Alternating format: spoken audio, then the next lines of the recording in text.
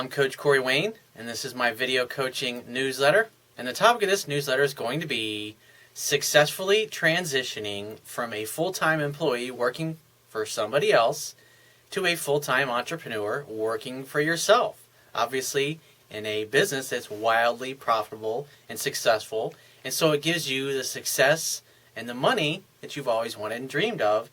So you can come and go as you please and design your life ultimately pretty much the way you want it, like I've done numerous times over my life, because I've had numerous businesses, and if you've been following my story for a while, or my YouTube channel, or my articles, or my work, then I've gone through over the last 20 years a lot of different changes, and I've been in and out of a lot of different businesses.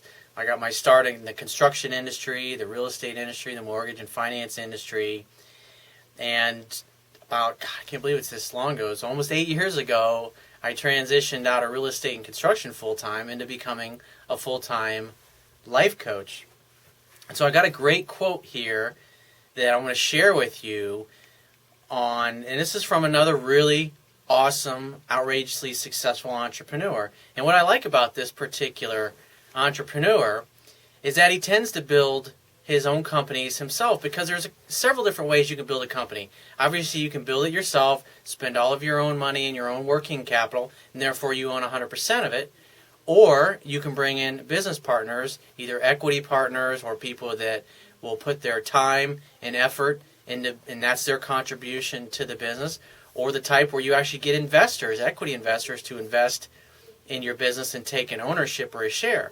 Now the downside is like when you take in investors, if you've got an idea that they're willing to invest in, keep in mind you're basically in essence taking on business partners. And so the more people you involve early on in your startup or your business, the more you've got to give away a piece of the pie. And so if your ultimate goal is to get away from having somebody else telling you what to do with your life, you don't want to trade that for business partners that are basically telling you what to do. Which I had a successful business partnership for close to 10 years with two guys when I was in the real estate industry, and having a business partnership with one person is like having a marriage, but having two business partners, it's like being in a marriage with two different people. And so you've got to become really good at compromising and learning to get along with each other and find ways that you can work together.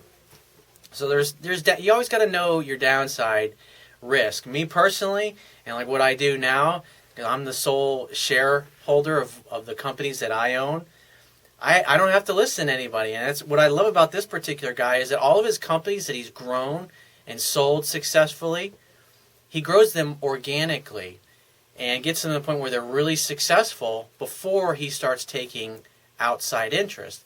Because it's hard to convince people to invest in your startup unless you've got a really great disruptive idea for your particular industry. But it's a lot easier when you have got a business model that's been going along for a couple of years and it's making a decent profit, and an equity investor can come in and say, okay, he can look at your situation and see, well, if we grew our advertising budget or we hired some more people, then we could get people to create more content or build more widgets or whatever it happens to be, and then we could grow a lot quicker. So the thing is, with bringing outside investors, your business will grow faster, but you'll lose a lot more of the control and your say-so. And like just recently, this past week, I think his name is Andrew Mason, who is the CEO of Groupon, who was also one of the co-founders of it. He basically just got fired as a CEO of the company that he co-founded. And so that happened to Steve Jobs when imagine it's your baby that you live with like for a decade and becomes wildly successful, then you get fired from your own company. I mean, that's what happened to Steve Jobs with Apple back in the 80s. He became so successful and eventually got to the point where he was at odds with the management team and the board, and they basically kicked his ass to the curb. It was a great experience for him, but obviously it's not, when those things happen, they can be very shocking. So this quote I want to share with you is from Bob Parsons, and he's the founder and CEO of GoDaddy.com, another company that he built all organically with his own money and his own time and effort. And it's just in the past year or two that he sold a large chunk of it to a much bigger conglomerate. And so now he's got investors to take his company to the next level. But he did it at the point where he was already successful. He already had people like Danica Patrick, some of these other models that were his spokespeople. And it was a very successful multi-million dollar company. And so when you're in that position, you hold a lot more of the cards, because at the end of the day, you don't really need the money to grow. You want to grow, but unless it's under your terms, you're not willing to do the deal. And so he said, and I love this quote, he says, almost nothing works the first time it's attempted. Just because what you're doing does not seem to be working doesn't mean it won't work. It just means that it might not work the way you're doing it. If it was easy, everyone would be doing it, and you wouldn't have an opportunity. See, the thing about being an entrepreneur, if you're thinking or considering about starting your own business or having your own business, you have to be comfortable with failure. As a matter of fact, when you're creating a business from scratch, or you have this idea, you think, wow, I got this great product that I'll make for people and they'll love it, or I got this great service and people will love it. Now, it's not always going to work out that way, and most of your ideas as an entrepreneur, unfortunately, they're just simply not going to work. But that's why entrepreneurs tend to make a big chunk of money when you look at compared versus like your earning potential as an entrepreneur versus working for somebody else. Is you have to become good with failure. And it might take you a decade to make a business successful. I mean, you look at like Pixar Pictures. I mean, it took 10 years. Steve Jobs lost money in that company for a decade. He invested over half of what he made from Apple in when he left in the 80s, when he was kicked out, I should say, and fired. He invested almost half of that money in Pixar before Toy Story launched, and they had an IPO, and it became a $3 or $4 billion company a few weeks later when they had their IPO. This was like, he bought the company in 85, and it didn't go public until 1995, a few weeks after Toy Story was released, and that was the first successful picture that they released, mind you.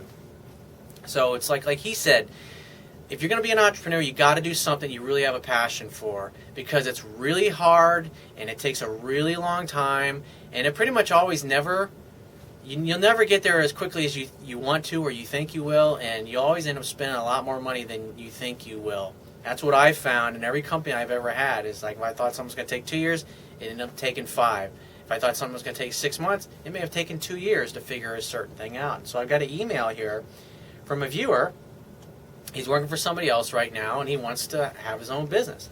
He says, hey, Corey, I must say your tips have been very inspiring to me. I'm a government lawyer who is aiming at opening a solo law office, but I'm concerned about stopping my current flow of income or fixed salary. He says, I have existing student loans, and I've committed bi-weekly from my $40,000 a year salary. I'm driven to succeed in everything I do to make money, but maybe not confident or committed enough. Well, the key is you got to choose a goal that's emotionally compelling. You got to have a burning desire if you want to go out and start your own law practice. He says, and yes, and I also want to. So that's basically what he wants to do.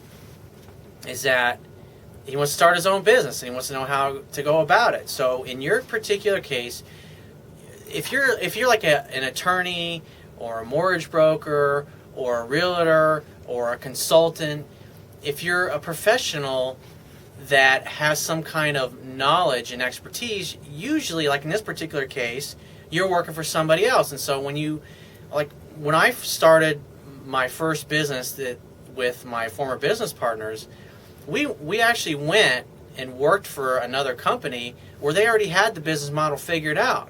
And so we worked for them for about a year and a half. We made all of the contacts, made all of the relationships, and then we took off, and like literally from one day to the next, one day we're making 33% working for them, the next day we're making 100% working for ourselves. And so we learned our business model basically from somebody else, and we duplicated the results, and we did it in a much better way, a more honorable way, and a hell of a lot more successful than the company that we left was able to do. And we grew into a really big group of companies. We had 7 companies, and we were grossing over $7 million a year in sales.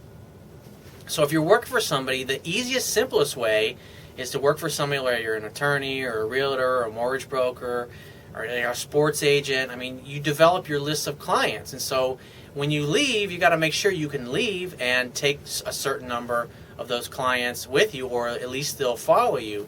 Because if any business, whether you're selling some kind of product or you're providing a service, you got to have customers that are willing to pay you for your product or service.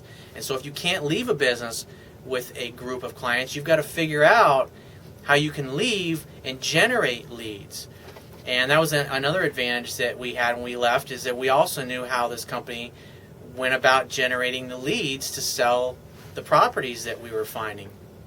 And so that's really critically important. And if you don't have that, or the business that you're starting is just that's a completely new idea, business from scratch, then you're basically, the best way to go about it is to work your full-time job and then have your business that you're trying to build on the side. And like this particular case here, I mean, if you're going to leave, because obviously you're law, you've got your license with one particular firm. You can't just take off just like a realtor can't and go hang your license or work for yourself on the side and work for another law practice during the day. So typically what's going to happen, it's like it's all or nothing type of proposition. And so if you can't walk away with clients and you can't walk away with a system to generate leads, then in your particular case, you might want to look at changing law firms and going to work for a law firm that is in line with your level of expertise.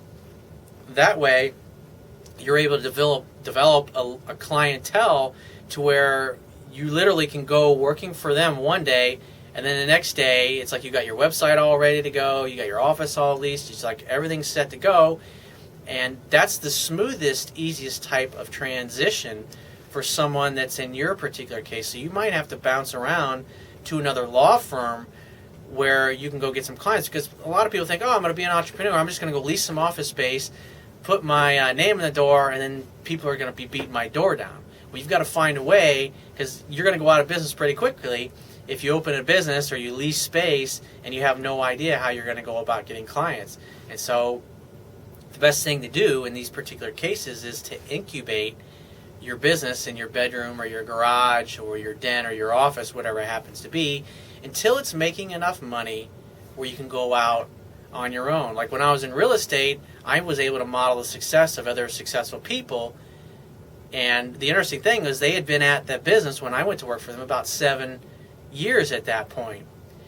And what I've learned, in like no matter what company I've had, it's like usually about year 7 is when the business usually really reaches its maturity financially, with cash flow and the way the customers are coming in. So the benefit is that you can dramatically cut down your time by going to work for somebody else and being able to walk out of there with clients and a successful business model that you can go do on your own as soon as you open your doors. That was the best way. When I became a full-time life coach, it was I knew how to teach the stuff that I teach because I was using it in my own life. But to systematize that and to package it up into a business like what I have now, I had no idea how I was going to do it. And figuring this business model out was a hell of a lot harder than anything else I had ever done before. So there's 2 ways to do it, but if you're working for somebody else now, the best way to do it is to create everything on the side while you're still working for somebody else so you can pay your bills. And if you can't do that, like this particular case, this guy is a lawyer. If you're a realtor, it'd be the same thing. If you can't walk out with those clients or those relationships, or you can't build a business on the side, then you've got to find a way to go work for somebody where you can develop a list of clientele and relationships over the course of a couple of years. So when you say, hey, I'm starting my own shop, they're like, oh, we love you. The only reason we're at this law firm or this company is because of you. At the end of the day, the relationship is with you. And so, you either walk out with a list of clientele, or you have to have some kind of business where you're able to build up clientele and work that business on the side until it gets to the point where it can support you full-time, where you can tell your boss, hey, I'm starting my own business, or my business is doing well to where it can support me, and now I'm going to go work in it full-time. So it's been fun. So if you'd like help, have me consult with you on your idea or your business, or you're thinking about leaving your employer, go to my website, click the products tab, and book a paid phone coaching session. And I will talk to you soon.